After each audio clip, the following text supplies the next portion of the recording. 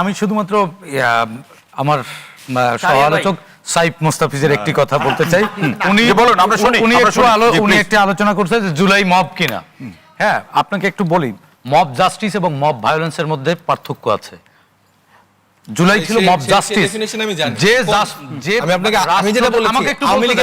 আমাকে একটু বলতে দেন। আওয়ামী লীগের লেন্সে কেউ দেখে না। আওয়ামী লীগ যখন গভর্নমেন্টে ছিল তারা ডেফিনিশন দিয়ে বলেছে এটা মব। ইনসাফ যখন কেড়ে নেয় তখন সম্মিলিত জনতা প্রতিবাদের মুখে যা যা করে সেটাকে মব জাস্টিস বলে। এটা হচ্ছে কাম্য। আর জুলাই গণঅভ্যুত্থানের পরে যেটা হয়েছে যে মানতে বাধ্য করা, এটা লাগবে, শাপলা প্রতীক লাগবে, তাহলে অমুক লাগবে তমুক লাগবে, এটা হচ্ছে মব ভায়োলেন্স।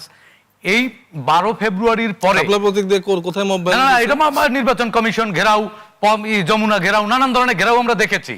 ঠিক আছে, এটা হচ্ছে মব ভায়োলেন্স, মানে ভায়োলেন্স সৃষ্টি করে তার যাই হোক, এটা ফতোয়া না। আপনার শাপলা না হলে নির্বাচন হতেই দেবেন না। এটা হচ্ছে মব ভায়োলেন্স। 12 তারিখের পরের বাংলাদেশে এই যে গণতান্ত্রিক যাত্রা আজকে শুরু হলো বা কালকে শুরু হলো, সেই বাংলাদেশে আমরা মব ভায়োলেন্স চাই না। সেটা আপনিও নিশ্চয়ই চান না। আরেকটি কথা আপনি বলেছেন যে জুলাই শুধুমাত্র আপনারা যদি মানে মোমেন্টাম, আপনারা সেটা ক্রেডিট দাবি করেন। জুলাইয়ের আপনারা বলতে কি বলছেন? 21 জুলাই এনসিপি 21 জুলাই শোনেন, এনসিপি জুলাইতে ছিল না। আগে একটু শোনেন পরে বলেন। সাধারণ জনগণের কথা বলেন। আগে একটু শোনেন। 21 জুলাই হাসনাত নিজের সংবাদ সম্মেলন করে ঘোষণা দিয়েছিল, I was the reporter who covers that assignment. বলেছে আমাদের দাবি পূরণ হয়ে গেছে, এখন ক্যাম্পাস খুলে দেন, আমাদের হলগুলো খুলে দেন, আমরা ক্যাম্পাসে ফিরে যাব, আমাদের দাবি পূরণ হয়ে গেছে। এটাও তো জানার কথা। Let me finish.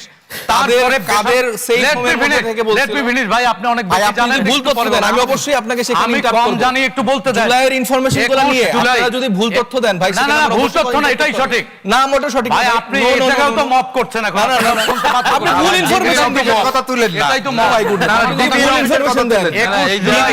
21 জুলাই বেসরকারি বিশ্ববিদ্যালয়ের ছাত্ররা এবং রাজনৈতিক শক্তি যদি রাস্তায় না নামতো, হাসিনা পতন অবশ্যই হতো না। কারণ আপনাদের দাবি পূরণ হয়ে গিয়েছিল, আপনার ক্যাম্পাস খুলে দিতে বলেছিলেন। আর শাহরিয়ার ভাই আরেকটি কথা বলেছেন যে হবিগঞ্জের এক ছেলেকে এয়ারপোর্টে আটকে রেখে জিজ্ঞাসাবাদ করা হয়েছে। আমি এর তীব্র নিন্দাও জানাই এবং একই সাথে সমর্থনও করি। জুলাইয়ে যারা আন্দোলন করেছে সমন্বয়কারী বা এই যে সাইফ মোস্তাফিজরা কি বলেছে কখনো যে আমরা পুলিশকে মেরে ফেলেছি, পুড়িয়ে দিয়েছি, আপনাদের পরিণতি এটা হবে? সে তো আত্মস্বীকারোক্তি দিয়েছে হত্যার। একটি রাষ্ট্রে যখন আইনের শাসন থাকে তখন অবশ্যই এটার জবাবদিহিতা করতে হয়। প্রকাশ্যে থানায় গিয়ে একজন পুলিশ কর্মকর্তাকে পুড়িয়ে মেরে কি ধরনের কথা হুমকি দিয়েছে এবং সত্যতা স্বীকার করেছে। সেই জায়গা থেকে জবাবদিহিতা চাইছে। অবশ্যই আমার কথা শোনেন, এরকম স্টেটমেন্ট তাহলে আপনি আজকে স্বীকার করে নেন জুলাইয়ে আপনারা পুলিশকে মেরেছেন, আপনি স্বীকার করবেন? কেন দিচ্ছেন রে ভাই? আরে না, মুক্তিযোদ্ধারা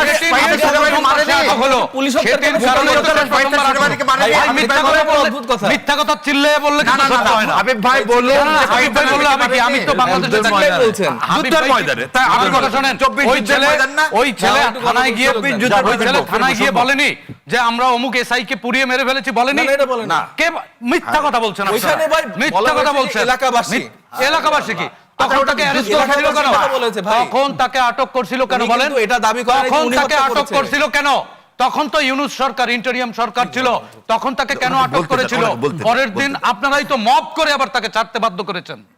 হ্যাঁ, সুতরাং আমার কথা শোনেন, আংশিক সত্য আংশিক মিথ্যা এটাকে কি বলে আমি জানি না, তবে এটাকে মনে হয় বাটপারি বলে। রাজনীতির মহত্ব করেন, রাজনীতির নামে আসলে ধন্যবাদ।